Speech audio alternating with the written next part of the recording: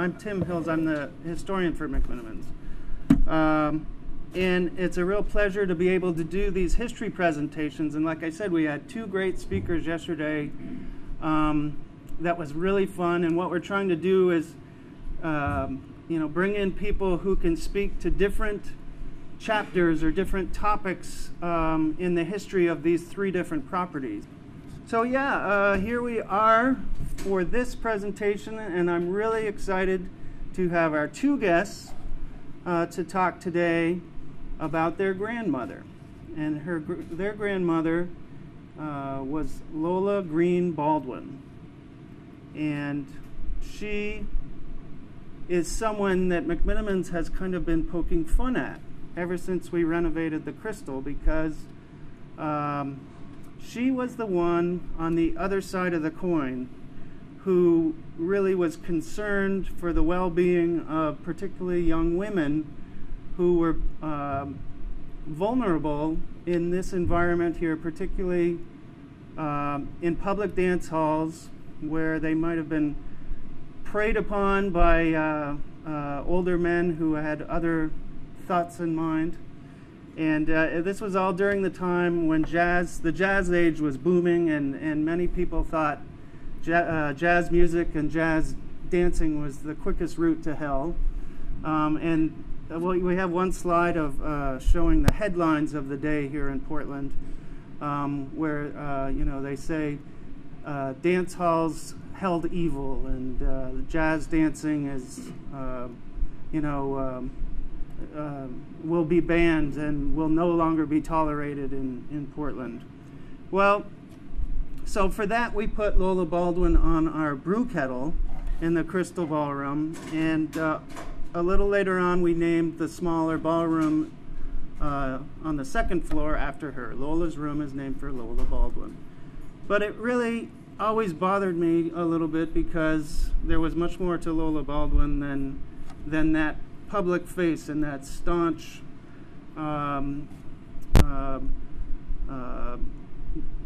do-gooder, which is a very simplistic way to put it. And so I was really, I feel privileged that these two grandchildren are here today to share their memories and their photos of who Lola Baldwin was to them, which helps really tell the bigger story. So please welcome Mel Baldwin and Marion Hayes.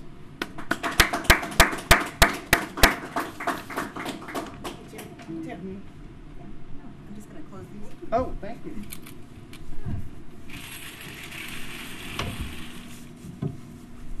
One of the points that he touched upon is the benefit of having some knowledge of a place when you go there. Like if I went to the Shingle Decker Sports Club, I'd want to know who the hell he was or something. Well, this will give you some of an idea of what Lola was like, my grandmother. Marion knows more about the family history. I was in the broadcasting field back in those early days in the 40s and so forth, and I subsequently moved to L.A., to Hollywood in 1951, and I didn't retire until 91. So everything between 51 and 91, I really can't be called an expert to comment upon. So she'll be doing most of that. Anything I can do to assist Tim and to Marion, I'll do. I'm older is why. But we have almost 180 years of experience, so we can do anything tonight. We can handle anything. Go ahead. Excuse me for interrupting. Just to remind you, if you could speak up a little bit. Oh, yes. Get a little louder. Go for it. Well, we can do some slides maybe, and all of her pictures were very stern and all that, and I think the end one, I found one that I thought was a little more smiley. But she was long retired. She retired in 1922, and I was born in 1921. So we grew up just Grandma and Grandpa. That's how we know. Not a lot of people know about the personal side of her.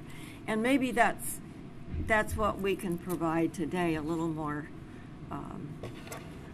of her private life, because she was pretty stern. There is a book called Metropolitan or Municipal Mother. Very well written by a lady as I believe for her thesis at Oregon. It was the Oregon State or the Oregon Publishing Division. But she didn't know that we were around, so that book is historically correct, and she got a lot of information about the history of the area at the time, but there was nothing personal about our grandmother. We did subsequently meet her, and a few years ago, when the mayor proclaimed it Lola Baldwin Day in Portland, she performed a one-woman show dressed as Lola would at the time in that attire, and answering questions and speaking as our grandmother, and it made a very interesting program. But that was one of the reasons, should you read the book, there isn't too much personal information in that. Right. Here's the first slide. Well, this was an older home in East Portland that Mel and I grew up with. They had lived here for many years and then moved to Lake Grove in Lake Oswego. And so this is familiar. My grandfather, I always thought, was a very nice-looking man. I thought he looked like Walter Cronkite. I met Walter in the studio one day in Hollywood and mentioned that he looked like my grandfather, and he wanted to see a picture of him. But he is a very distinguished-looking guy. And this is grandmother with her two sons. Our father is on the right, Pierre, and Myron, the younger boy, on this side, the younger one. And they had a great deal of respect for her, I know, and we weren't allowed to swear or say anything bad, and I'm sure she raised those boys the same way. And my mother and Mel and I. Cute guy at the bottom there. But let's see, this was Lewis and Clark. In time of the Lewis and Clark exposition in Portland, grandmother was sent out. There are two ways. She was sent out to take over the Travelers Aid Society, which was to protect travelers and women, and was paid for, the trip and all, by Helen Gould, who was a very wealthy New York matron. And this brings up a question that Marion and I didn't have an answer for, and that is how my grandfather got out here and how Lola G got out here, because we do know that she had that opportunity to come out because of the Mrs. Gould, and she was in the suffragist movement pretty deep back in those years, and when she heard of the centennial celebration, it was her thought that Grandma should come out here and make sure that the young ladies were protected from evil. And there were some girls disappearing at that time in Portland. And this is the World's Fair in Portland that this is depicting, and then what they're talking about is in 1905. This was the Lewis and Clark expedition. It's on the exposition in 1905, was it? Yeah. Yeah. And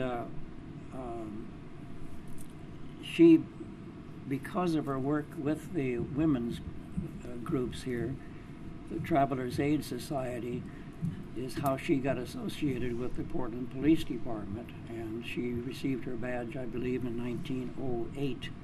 And she was at that time the first woman to be a policewoman in the United States.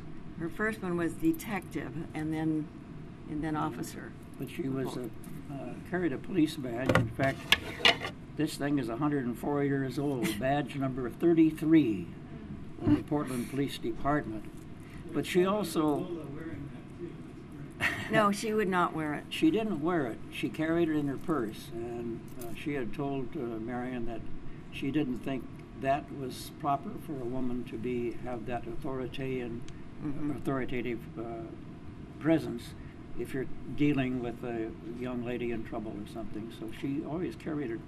Yeah, she was very quiet about what she did. She also had 2 little lapel pins.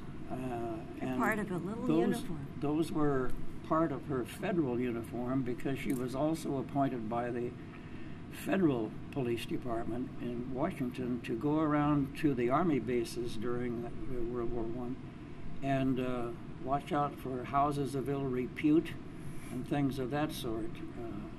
So there was a federal aspect to her police service as well as the Portland police service.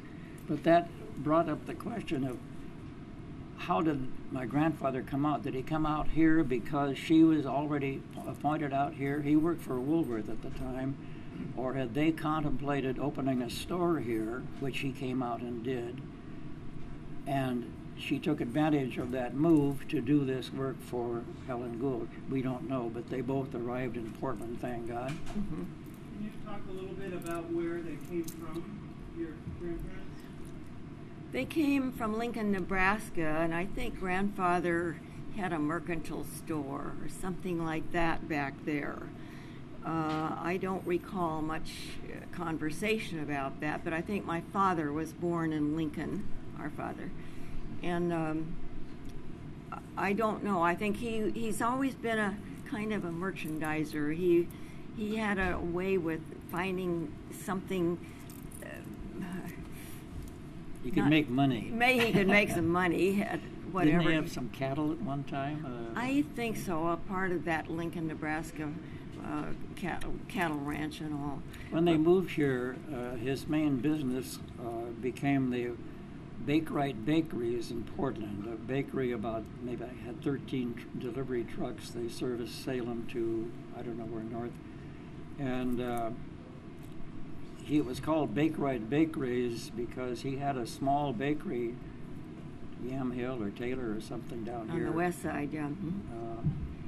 And he heard about this oven being for sale in San Francisco made by the Bakewright Company. So he bought the ovens as long as this room where you put it in dough and it comes out bread at the other end. And had it shipped up here, and that became the Bakewright Bakery, which is the building is still over on Southeast 10th and Mill and Clay, over on the southeast side. But they were able to afford a nice home, and this home that you've seen would be considered a nice one back at the turn of the century. And he later built quite a nice home in Lake Oswego in Lake Grove, my first bridge. That years ago was for sale for $600 and some thousand. I don't know what it is now. And I think he had spent as high as $3,700 to build it. I don't think it was that much, but something in that order. And but he provided well. That's the badge. And that's the federal button. There were 2, one on each stand-up collar. And this is another aspect of grandmother. She was really a horsewoman at heart. And this is certainly not in her image. But must have been far out attire at that time, though, for a woman to wear. Yeah, for her. Did she ride in Portland, or was that? No, not here. No. But she was a renegade in a way. That's the Crystal Ballroom. That's the Crystal Ballroom. And there were some problems at that time, evidently, and I don't know when exactly that was, but didn't she close it one time? She shut it down, Shut it down. And this is when he, later on you'll see the vessel that he had plying the Willamette River, trying to move his sinful businesses onto the water. But she eventually put that down too. Those are the ones that Tim was talking about, the articles about. Yes. You couldn't dance with your partner's body against yours. My God, you would be doing something terrible at that time. There's the vessel that He couldn't use the Crystal Ballroom anymore because the police closed it up. This is what he attempted to do. And then she brought up river rights or something and got the attorneys and the police officials together, and they ruled that they couldn't use the boat on the water. For that purpose? Bought and built. Yeah, they couldn't use that for those sinful activities. All that lewd dancing. But they eventually, when my father had a houseboat just south of the Selwood Bridge, and we used to see the dance boat come down on Saturday nights and on a barge that was a sternwheeler that pushed the barge. Sternwheeler, the Swan, one of the last remaining swans that plied the river, was pushing this barge, and it had 2 levels in it, and that became the Swan, it was called. By the way, the Clare was the name of the sternwheeler that pushed the barge up that we could see up on the houseboat. Mm-hmm. A few years later, when I was in high school, in summer, I earned my living as the deckhand on the starboard side in charge of the steam winch on that boat. So it tied in a little personal history when I saw that boat. This is at the Hague Street home, too, where we grew up. Mm-hmm. And that is my father's sister-in-law on the left, Myron's wife, and grandfather and grandmother, and I don't know who That's Dad. And my father, yeah, and I don't know who the other one is. Don't know.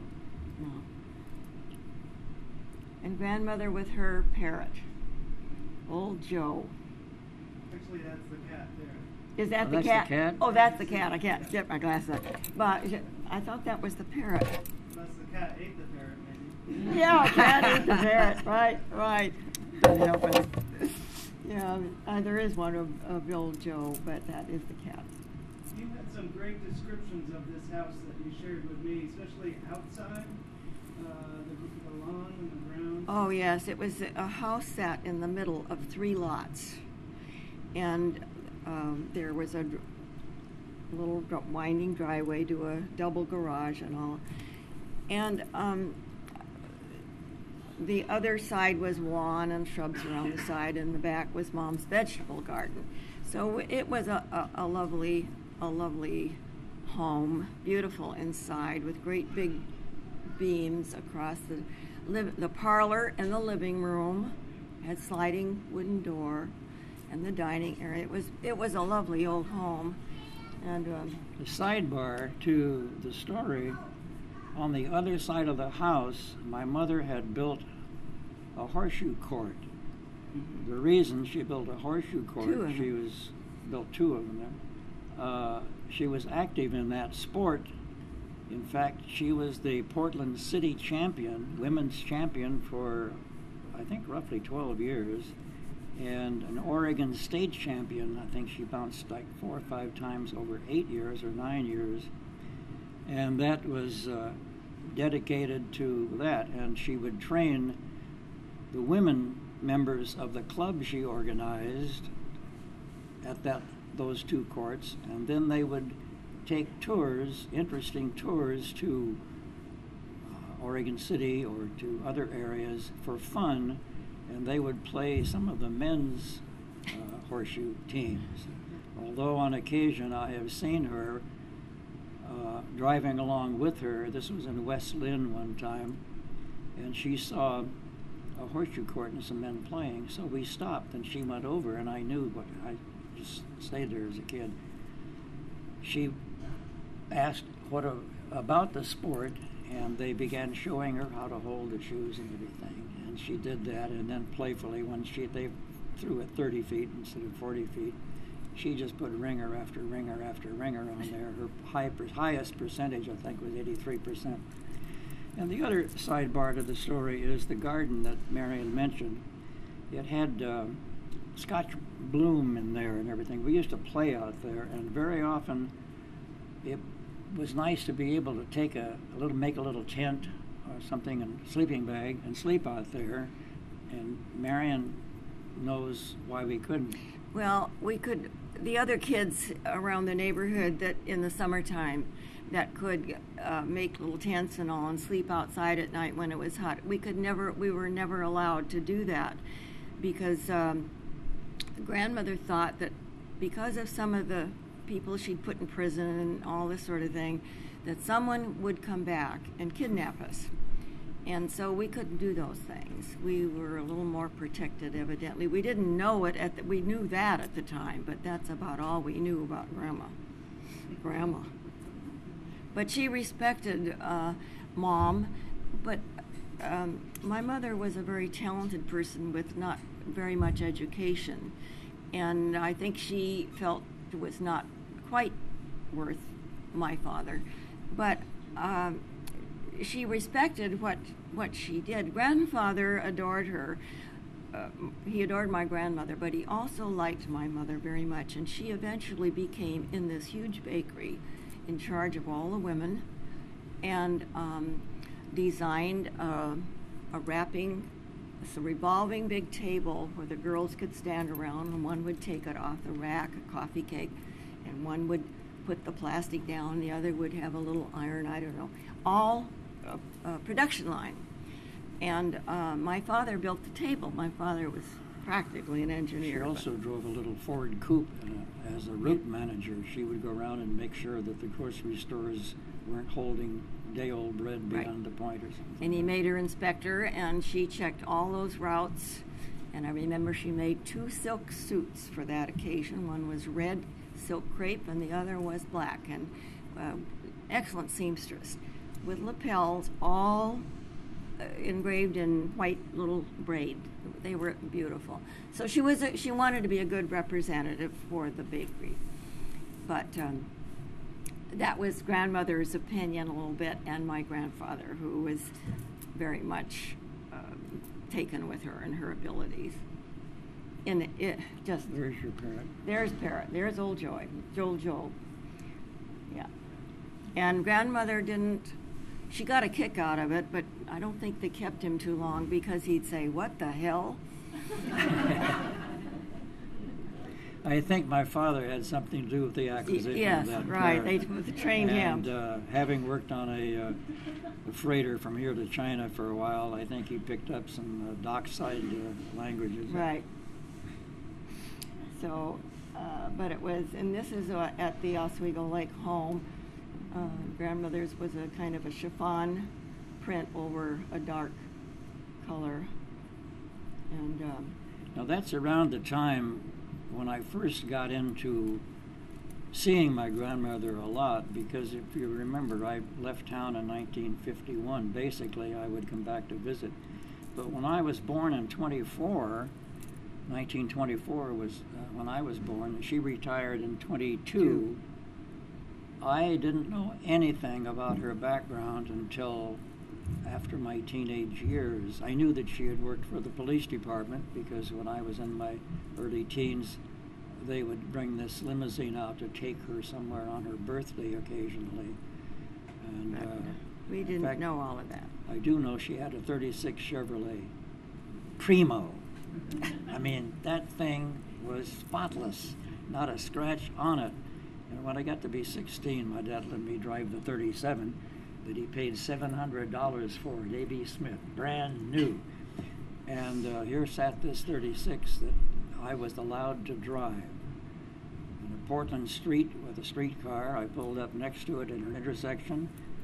The light changed, we're going to go. But this was where the streetcar turned to the right, and I panicked, hit reverse, just squeaked by, got out and looked at it, and it was not scratched. Oh boy. Can you talk a little bit about how she occupied her time after retirement?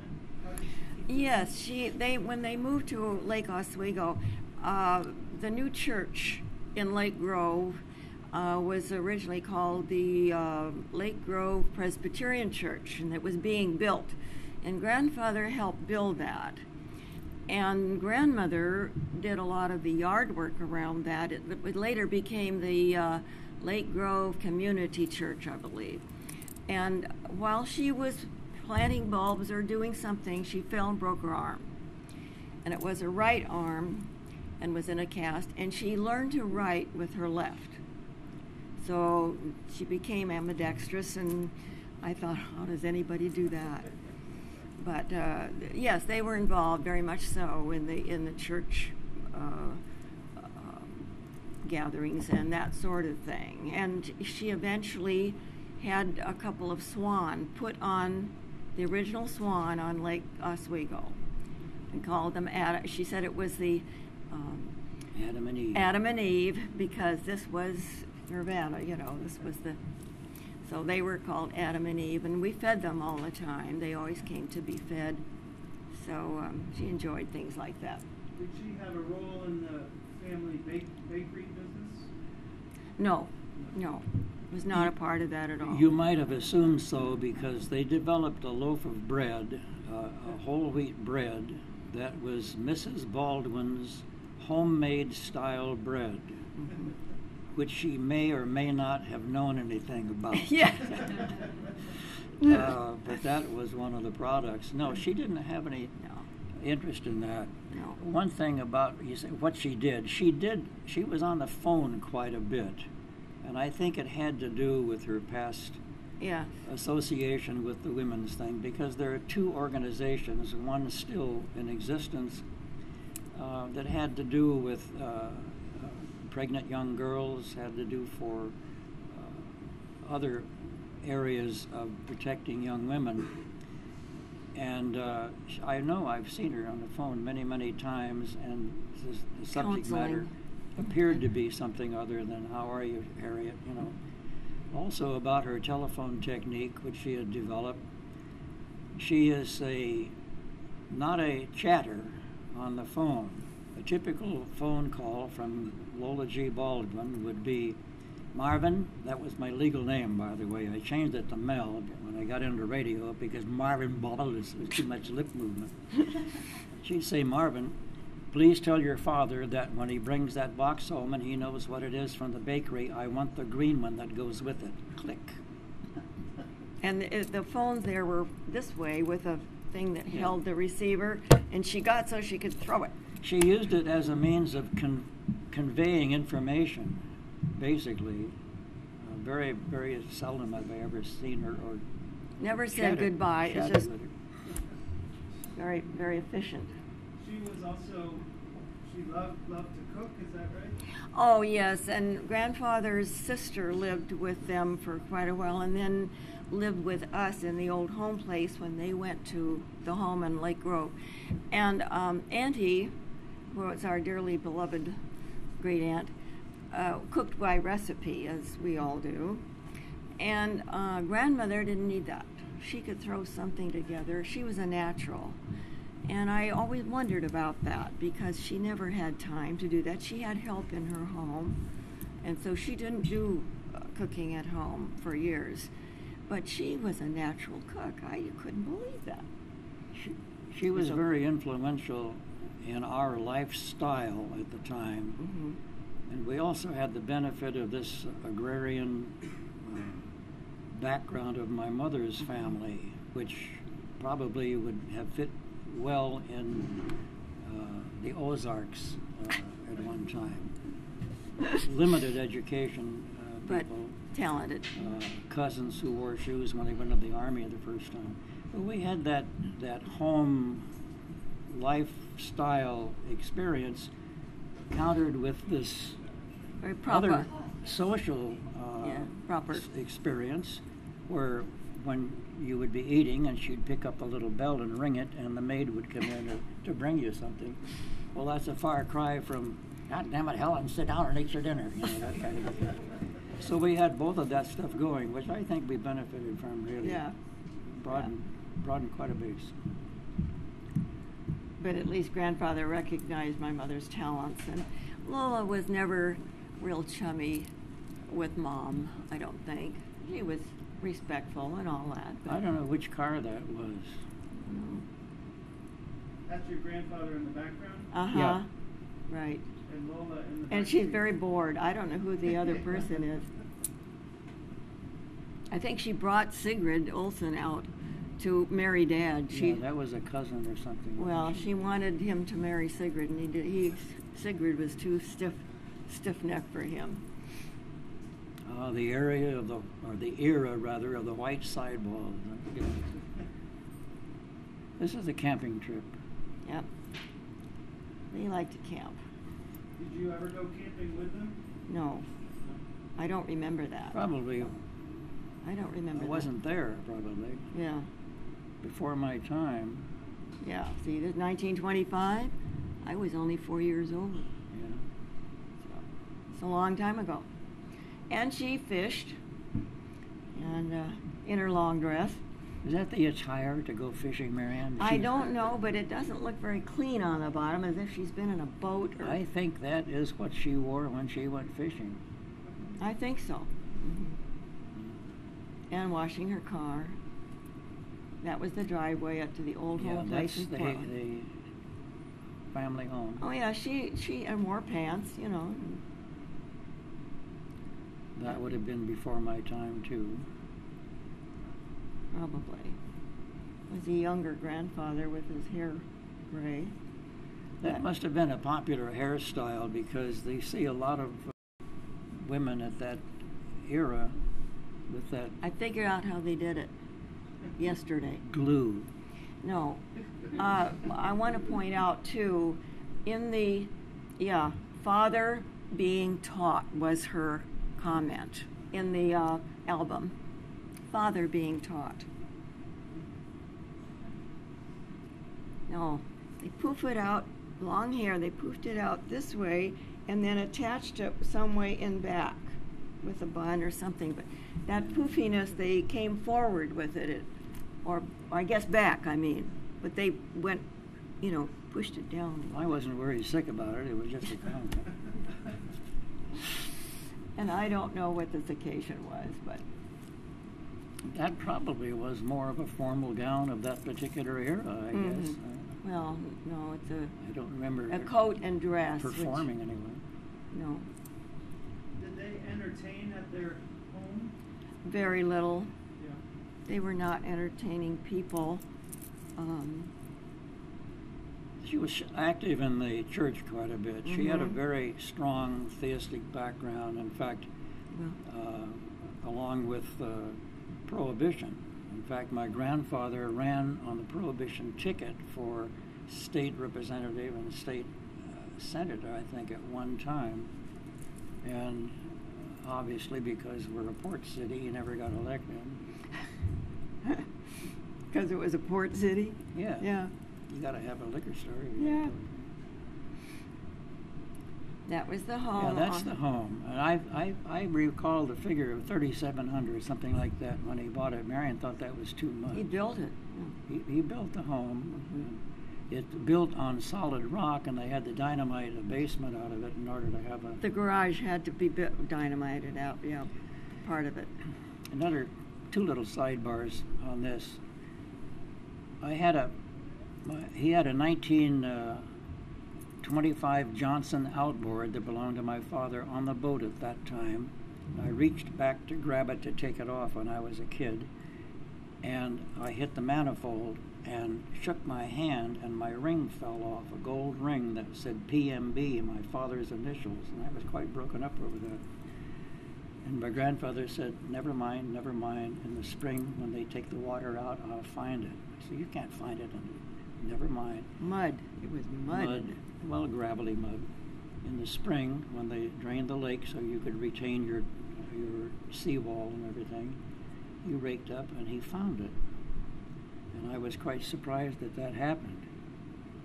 And the other one was, God, I am getting my age. What was the other one? I don't know. Anyway, it must have been very interesting. It was How lovely. about their summer home? Oh, the one up on the Witchawea, they called it. Witchawea. And it was, the view looked down on the old Vista House. What it is now. Crown Point. And beautiful view up there. But they, just an old cabin kind of with a nice open deck that went around that they could enjoy the view, but we had to drive through Julius Meyer of Meyer and Frank's property. He had a home up there. We had to drive through his property to get down into Wichita.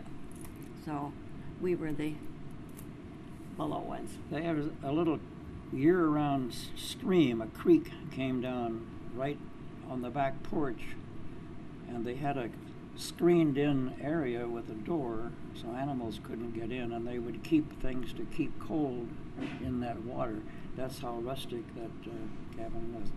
The other sidebar on this building, the door to the garage, to the workshop that had to be blasted out of rock because it was tremendous rock. We went up there 10 years ago, maybe now, Marion and I, and met the people that owned the place.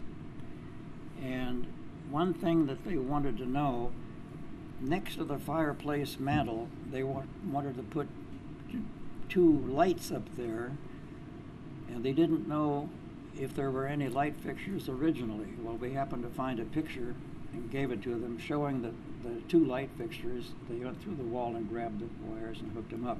But on the door to the workshop, my grandfather, every time he came home from fishing on the lake, and he fished almost 3 or 5 times a week. This was the door going in here. He would write down in pencil on the door the number of fish that he caught and the date. So when we went up there about 10 years ago, I said, "Can I look down in the workshop? I want to see if that door is still there." I went down there, and the same wooden door was there. And I said, "Do you mind if I pick some of the white paint off?" It had been repainted. And I did, and underneath, very clearly, was the date that he caught so many perch and the year on it. And it really hit me as a souvenir of the mind. Yeah. They were a nice couple. Grandfather he adored her, so anything she did was fine with him.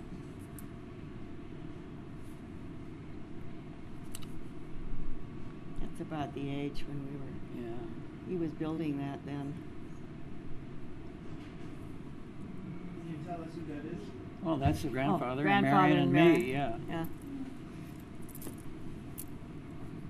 I like those socks you're wearing. Yes. And that's grandmother on the left and grandfather's sister, our great aunt, on the right. That humpback bridge is no longer there. There's another bridge. It's that is straight. First Bridge, and that's in Lake Grove at the extreme south end of Oswego Lake. And there were only about 3 or 4 houses in that entire area, and now, of course, it's wall-to-wall housing, even down where the cattails used to be, and there was nothing. It's so much afoot now. Nice to be on that quiet end of the lake, really. You could have bought a lot right across the bridge there for $250. So I'm confused. Is this where their property was? Yeah, this is the front lawn Uh-huh. at the water level, Mhm. and then there was another lawn a little bit higher than the house with a lattice work covered area for stowage. But it was a lovely home, and that's the old humpback bridge. They evened it at later years, and I don't know what it's like now.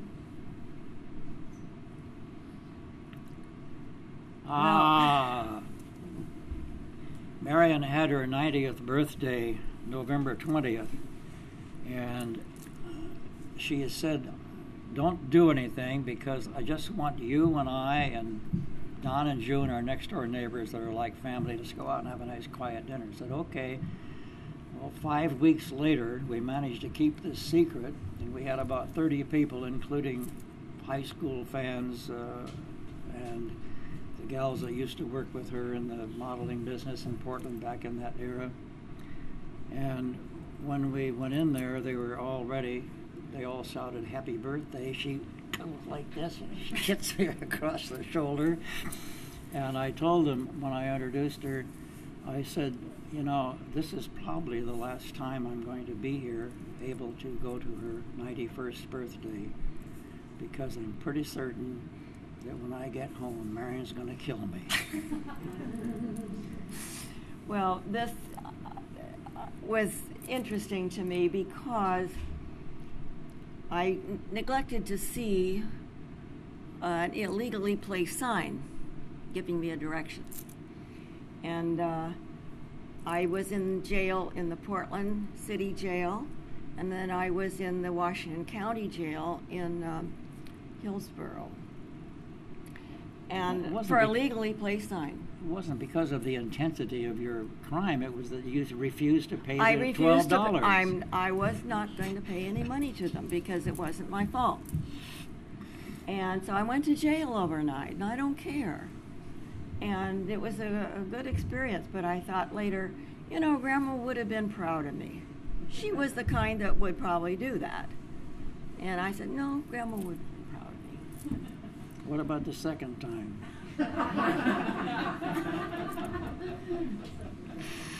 I told her at her birthday party, I said, look, if you get one more ticket, that's the law. You're talking about life.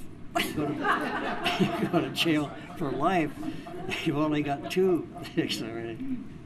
But anyway, she did do another one. Well, anyway, that was kind of cute. She was pretty well known in Portland as a model, and this was written in one of the not the Oregonian, one of the other papers. I don't know. So Washington County, maybe. It's the Valley Times. Valley Times, yeah. And there was an article in Mike's Behind the Mic column. Bill Moyes used to write a column about the radio. There was no television, radio events and so forth. And he had put a little blurb in there one time. Oh, that was the second one. Yeah, I don't know. One thing I was hoping you would share, we don't have a slide of it, but just to demonstrate that Lola did have a fun side and a sense of humor. The letter that she wrote to, was it her? To my daughter. Yeah, to your daughter, right. And my daughter, that was written shortly after her birth. If you ever see the date on that, she was born just before that. So this was a letter to be read to her Eventually. whenever. But it was very humorous, yeah. I don't remember the funny part, but some little quirk that she had in writing was very clever. She could write. Grandmother was a good writer. The base of the letter had to do with the fact that when her parents give her rules and so forth, not to forget that she is a person, and I don't know. I have to go back and read it now, but it was funny. It was humorously written. Yeah. I wouldn't have put her in a stand-up routine, no, but I think she did have a sense of humor.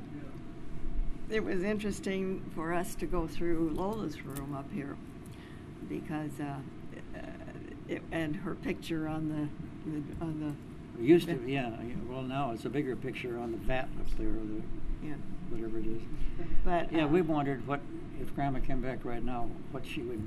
Yes. I don't think her mind could comprehend the changes. No, I don't know. Anyway. This I love because I took this picture of her. You never see her smiling. All of the caricature drawn and all of the photographs you see, she's very stern and proper and all this. And I love this because I visited her in Portland, my goodness, in the 40s, 50s. And I had bought her this chiffon scarf, black and white, and I put it on her shoulders.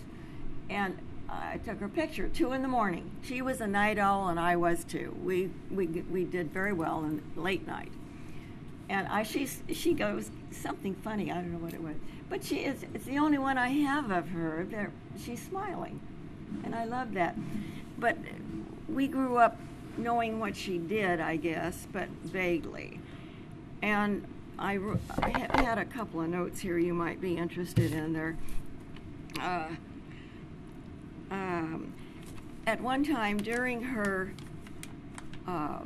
position as a policewoman, she had occasion to go to San Francisco, and I don't know whether it was for this purpose or what, but she did catch a man that was wanted for robbery. And she talked him into giving himself up, brought him back on the train, and won the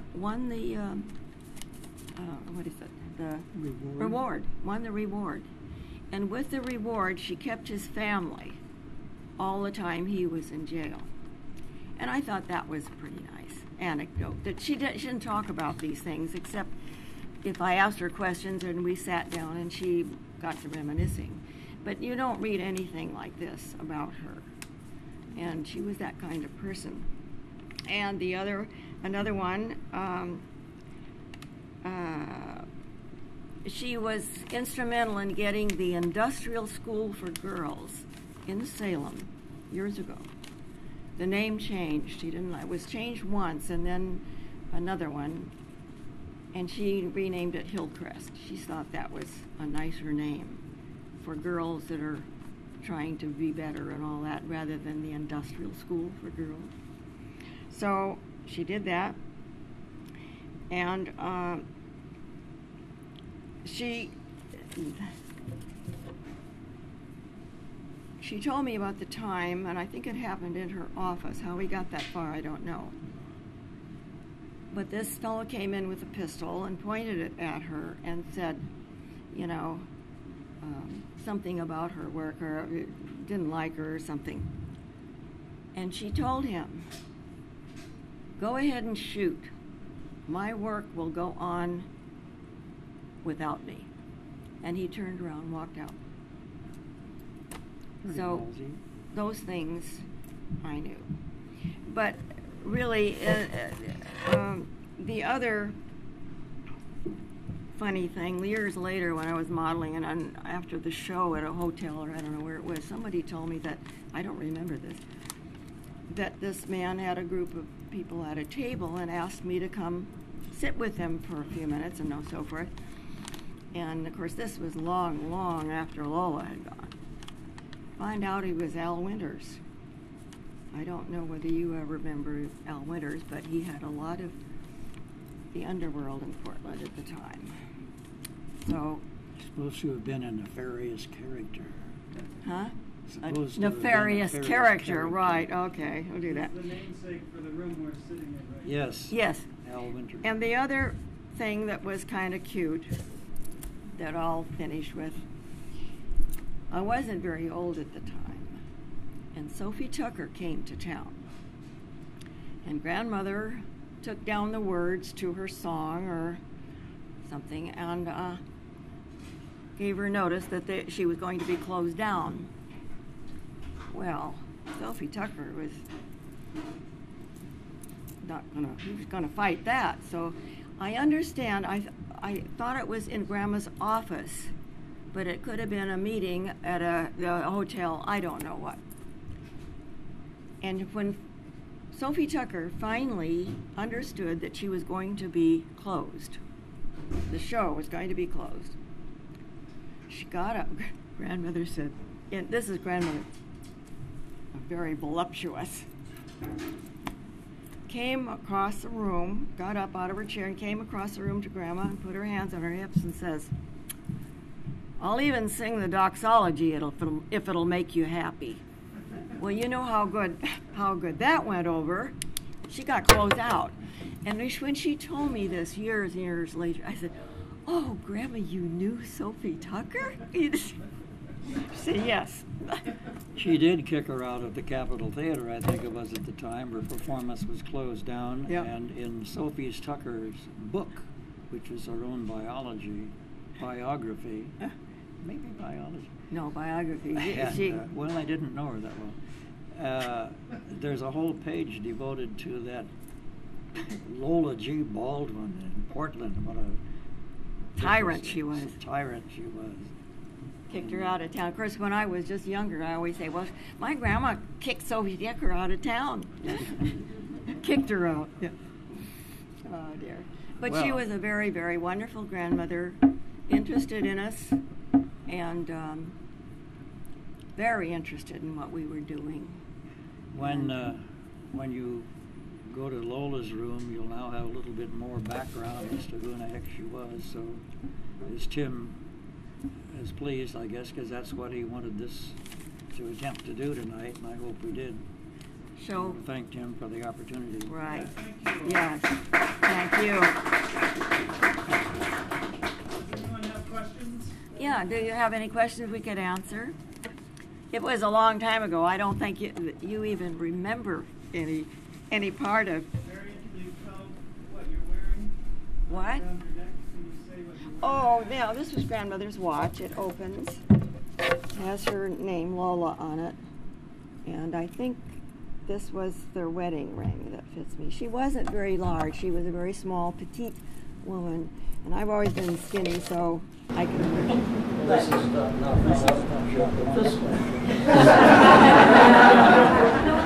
this is a souvenir to me. It was given to my one many ex-wives who was employee in wage. She worked for George Harrison for many years. She worked for his business manager. She worked handling his affairs in LA and Hollywood and Southern Hawaii. And he met his wife, Olivia, at A&M Studios, where we used to live. And on one occasion, either her birthday or Christmas, gave Mama this little thing. This stuff that carnelian is the stone that I'm told has great significance in belief systems. And we thought maybe it was one that George had made of her allegiance. But it turned out that the bill came over her desk. It was purchased in Malibu, California. But she had worn the gold thing that she preferred and didn't wear it. And I said, I have to buy this. She said, you can have it. So this is. I've had great luck with it. We put it in the divorce. It only worked out.